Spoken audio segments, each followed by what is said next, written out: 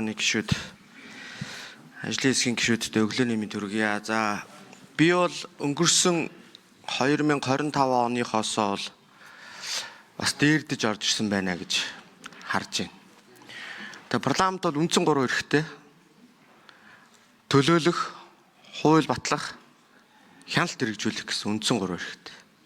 Тэгээ үүний нэг чиг үүрэг бол энэ хяналт хэрэгжүүлэх чиг үүргийг бид нар 2018 оноос хойш парламентын хяналтыг сайжруулж хууль эрх зүйн орчныг нь бий болгож одоо өнөөдөр бас нэг үе бодвол бас чиг үүргээ хангалтайгаа айгу хэрэгжүүлээ явж байгаа болов уу гэж бодож. Тэгээ сая яг гишүүдийн хэлсэнтэй бас санал нэг байгаа юм.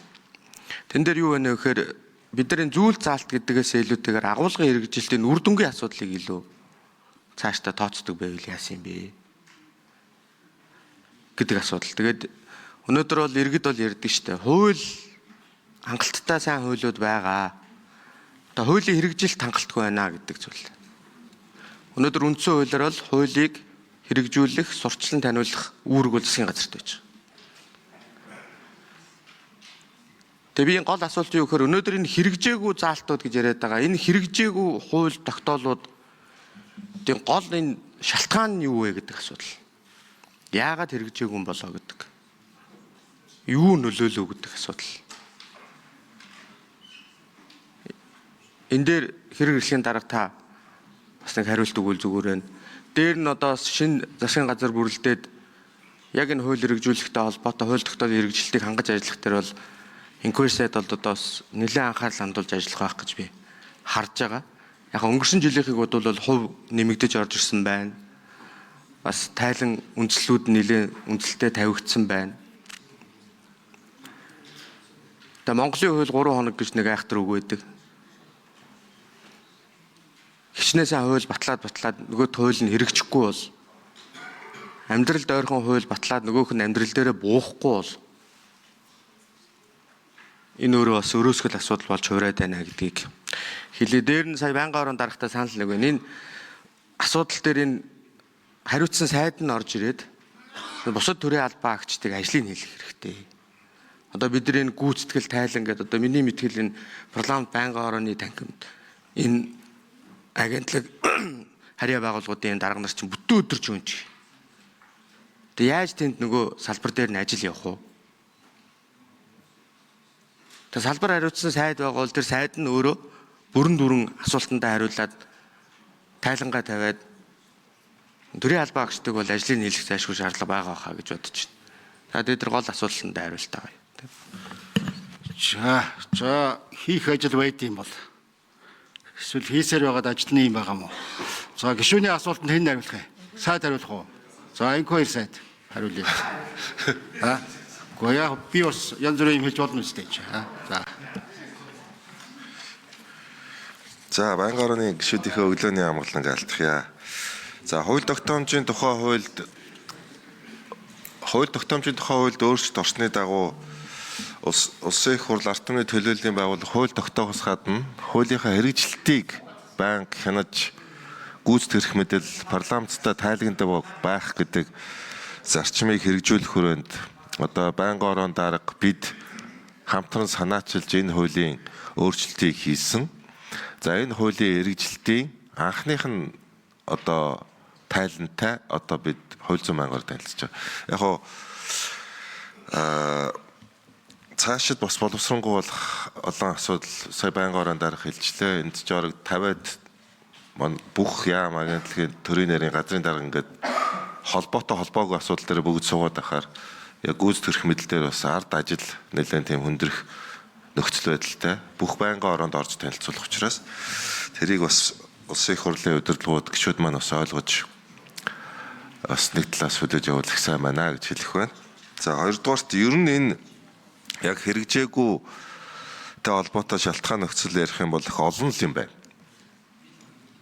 Олон юм байна. За нэгдүгээр дээрээс нь ярих юм бол засаг төрийн доктортой байдал их чухал байна. За төсөв бол бид одоо 2 жилийн хугацаанд 5 удаа тооцогдлоо. 5 удаа өөрчилсөн. За хүний нөөцийн докторгүй байдал их нөлөөлж байна. За захимжилтын асуудал байна. За бид бол одоо ерхий сайд өчигдөр анхны засгийн газрын хуралдаан дээр өөргөө өргөсөн. Засгийн газар бол дотооддоо бүх асуудлаа захимжуулнаа. Бичиг заас хэрэгжүүлэхгүй. Ялангуяа одоо засгийн газрын хуралдаанаар ордог хилцдэг асуудлууд бол цаасаар явахгүй. Захимжилтаар явах тухай маргааш засгийн газрын хуралдаанд шийдвэр гаргах гэж байна. За яг энэ шиг би энэ тайлангуудыг ер нь их хурлын гишүүдтэй захимаар шууд байнга ер нь өгдөг байвал яасан гэж бодоод байгаа. Нөгөө нэг удаа биш. Одоо энэ хуулиарч бол жилд 2 удаа бүх байнгын оргоор танилцуулахаар байна. Тэгээ нэг орж ирэхдээ нэг юм зузаан цаас тараачна. Тэгэхээр гишүүд маань үдсэн үзээгүй болчихно. Тийм учраас ер нь энэ явцын мониторингийн ажлын тайланг их хурлын гишүүдчдэр одоо ард иргэдчдэр нээлттэй ер нь танилцахын болцоотой ийм байдлаар явчвал яасан бэ гэсэн ийм бодол бас сая төрж байна.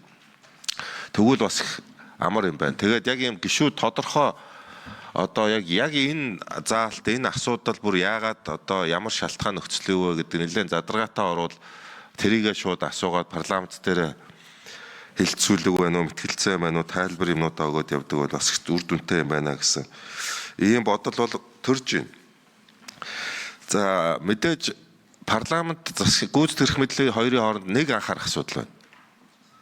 Тэр нь би бол олонтаа ярьдаг байсан энэ журмууд гаргана гэдэг хууль ер нь баталмааргүй байна. Одоо өнгөрсөн 2000-аас 2004 оны хооронд зөвхөн засгийн газар шиг гүйцэтгэх эрх мэдэл хууль тогтоомжид нэршил заагдаагүй 700 журам баталсан байна. 700 журам. Тэр 700 журмын 30 одоо орчим хувь заалт нь зүгээр хуулийн заалтыг копи паст байна. Тэгээ бид энэ төрийн албан агчдыг бол үнэхээр одоо ажлын мал болгосон байна. Зүгээр цаасан гэж журам. За энхэр гишүүн гүцэх үү? Энхэр сайд микрофоног өгье. Тэгээ ингээд нөгөө зохиомл эн чинь нэг бид нар шалтгаан нөхцлүүдийг харахын тулд том зургаар нь стратегиар нь харах хэрэгтэй. Бид энэ ер нь ийм зохиомл айгүйх бүтцүүд бий болгосон. Зэрэгцээ. Одоо сайн зэрэг гишүүн битээр бол өмнө ярьж ирсэн. Энэ нөгөө үндэсний зөвлөл хороод давхартан бүтцэд чиг үүргүүд. Ажилтай ажилгүй.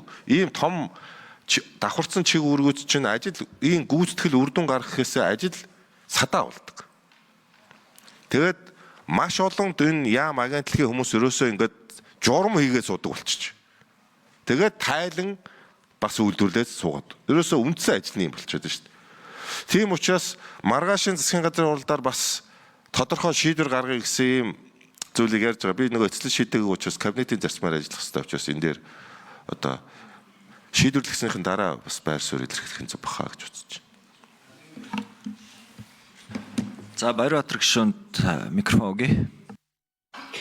За өнгөрсөн цаг хугацаанд тэр олон баталсан олон зуун мянган тэр журмууд бол одоо албан тушаалтанд эрх мэдэл олгосон, хүн сурталыг бий болгосон, авилгацсан юм журмууд байгаа. Энийг бол одоо хэрэглэхийн сай заавал зохицуулах хэрэгтэй. За тэр үндсэн хуульд нэмэлт өөрчлөлт орсны дагуу хуулийн өөрчлөлтүүд ерөөсөө маш хангалттай байгаа. Энэ дээр би дахиад хэлье. Одоо жишээлбэл үндсэн хуульд л ерөнхийлөгч 1 удаа 6 жил. Ерөнхийлөгчийн 93 оны хуулийн дээр бол 4 жил гэдэг. Одоо өнөөдөр цэцтэр маргаа үсцэн явж байгаа. Цаашлаад одоо их хурлын тухай хууль бусад хуулиуд дээр бол одоо үндсэн хуулийн нэмэлт өөрчлөлт, үндсэн хуультэйгээ зөрчилж байгаа байж бол магадгүй болсон юм заалтууд зөндөө байгаа. Энийг нэн тэргуунд яаралтай засаарай гэдэг одоо юм хүсэлт байна. Тэгээд өөр зүйлгүй. За Алтан гишүүн